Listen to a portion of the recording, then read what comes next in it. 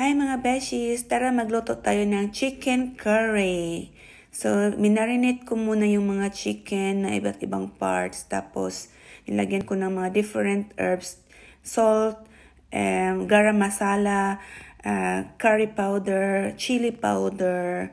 Ayan, minix ko muna sila.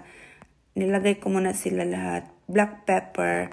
Tsaka natin imimix para masarap. Yan, imimix na natin para mag-absorb yung lahat ng mga ingredients natin, herbs. At ito yung mga pasahog na ilalagay natin. Bell pepper na red, green, tomato, ginger, garlic, onion, tsaka yung yung scallions, tapos potato at tsaka carrots. So, gusto ko ipa-brown-brown yung potato, kaya pretuhin muna natin. At saka yung may brown-brown. Yan ganyan. Gusto ko kung ganyan ang potato. Tapos, isunod na rin natin yung carrots. Pa-brownin lang din natin ng konti. Ayan, luto na sila. May brown-brown na sila ng konti. Kaya ihain na natin sila at iset aside.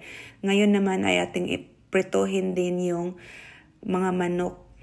Hindi naman talagang pritong-prito. Yung may pa-brown-brown lang din para hindi siya maputla tingnan. So, ganyan lang. Mayroon lang brown-brown na konti para maganda naman tingnan. So, bisahan natin gisahin yung mga pangsahog natin, yung onion, yung garlic. Yan, nilunod ko na yan sila. Hintayin natin pag luto na. Tapos, ginger.